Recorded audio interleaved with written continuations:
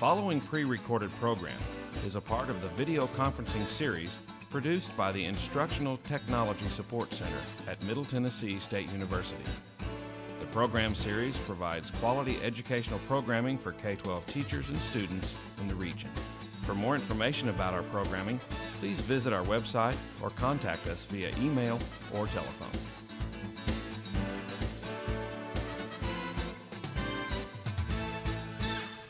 Welcome to the Satellite and Webcasting Center at Middle Tennessee State University.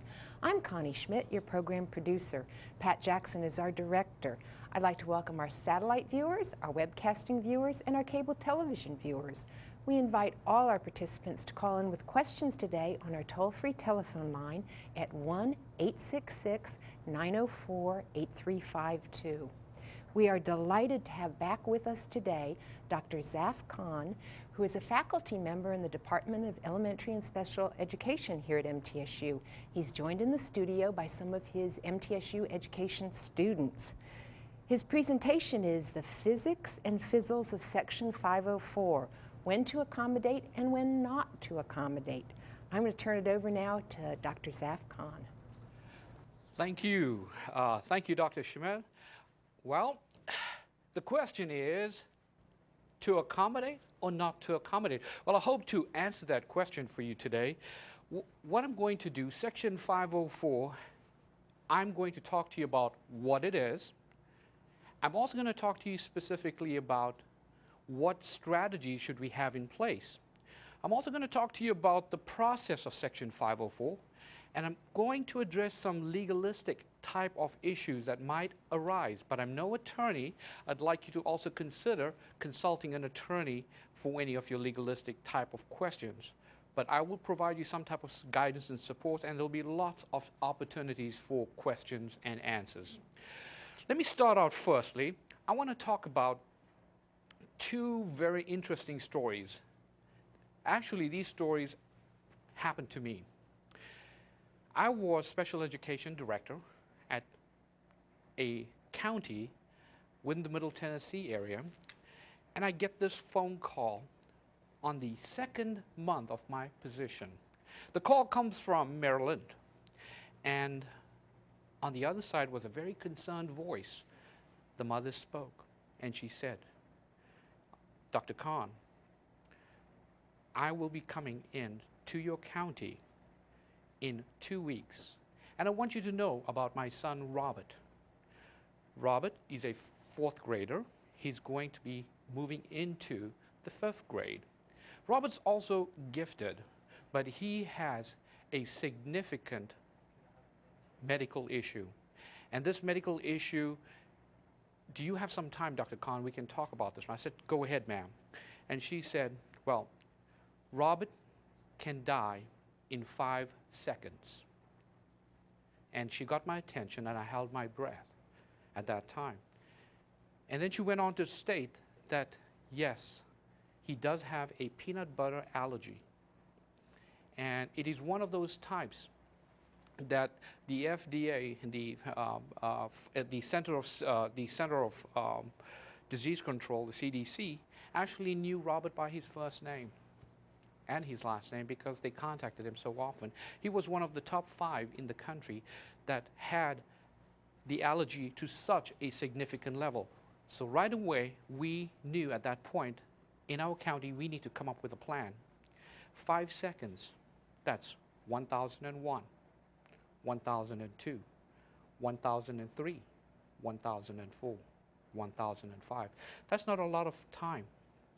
So I knew right away we had to come up with this plan. But I also knew that Robert did not qualify for special ed service at that particular time. So I contacted our Section 504 coordinator. And our Section 504 coordinator had to put a plan into place for Robert. And I remember the next 2 weeks, right after that, Robert comes into our county, but we homeschool Robert for about 3 days until we can get a transitional 504 plan in place, which is something I'm going to talk to you more about. And I remember this meeting. It was in an elementary school in this county. I was there. The meeting started at 4 p.m. The meeting ended at 9 p.m. that night. Mom walks in, and she walks in with a melon this big. And I thought, oh, great, snacks. No, actually what she did, she didn't show us what she had in the other hand. She had an EpiPen. And she walks into the table, and there we are, all 25 of us. And I'll say that again, all 25 of us at this meeting. Bus driver, custodian, teacher assistants, regular ed teachers, special ed teacher, a lot of people, because we were very concerned and we wanted the best input we can get from all faculty involved.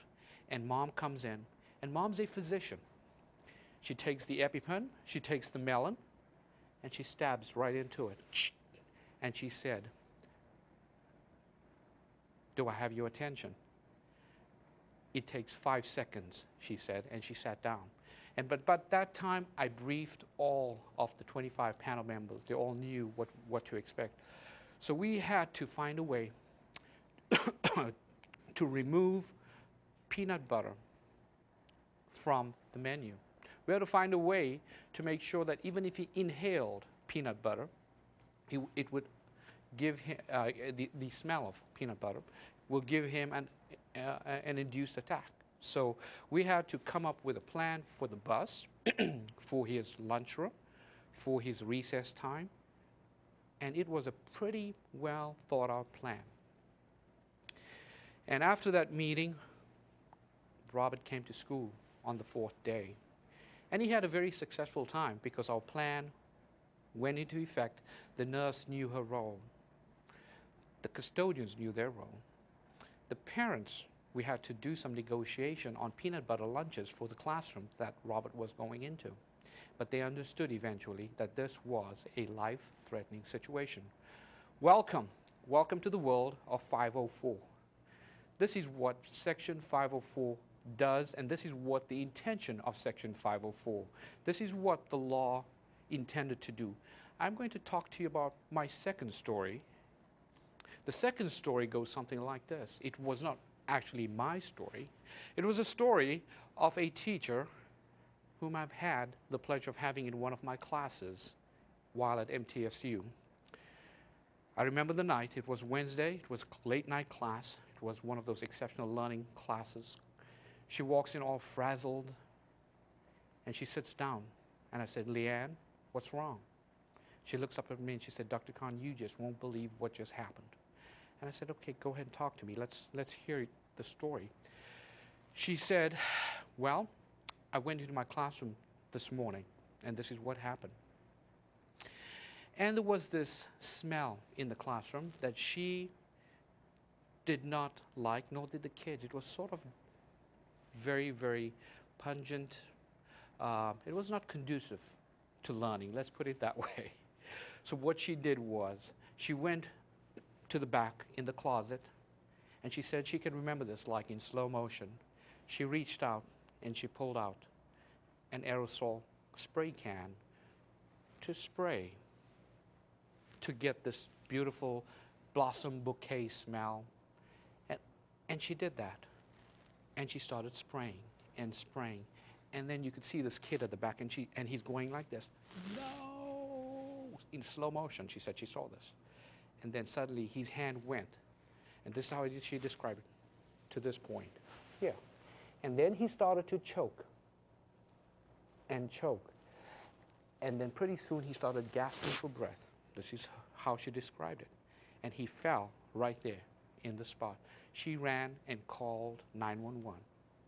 The ambulance came in, took him to the hospital. He had almost died.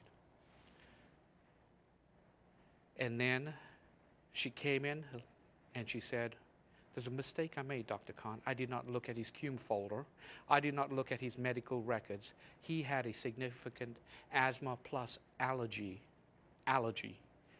issue with the pollutants in the canister. Some of those chemicals would react and produce this type of violent reaction.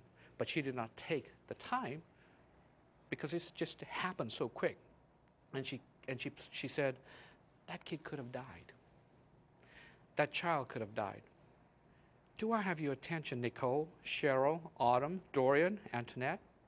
Brittany, Tarell? Yes. It's important. It's important because Section 504 is something that's not talked a whole lot of in schools. But today, my attempt is to get you educated about it, because these two stories really matter to me dearly. Should matter to you, because when you are in the classroom, the potential of something like this happening is very, very high. So what? Now what is the next question. So what is Section 504? Well, Section 504 can be best defined. It started in 1973. It is a mandate from Congress, actually a directive of any school receiving any type of federal funds must create a classroom conducive to optimal learning, where everybody gets the equal opportunity to feel successful. And it states, and I read, no otherwise qualified individual with a disability shall, solely by reason of his or her disability, be excluded from the participation in, be denied the benefits of, or be subject to discrimination under any program or activity receiving any federal financial assistance. Okay? So Section 504 is sort of in the middle area. It's not really special education services. It's not really regular education services, but it's 504. But there is sort of a bridge between these two, but it's sort of a standalone in the center, if I want you to think of that. When people talk about 504 services, they usually get confused and they associate that with special education as special ed's responsibility, but purely it's not. Special education, we'll talk about how special education intervenes. They just provide experts advice, consultation, and guidance through the process. But Section 504, this is important, is a regular education initiative. It's a general education initiative, not special education.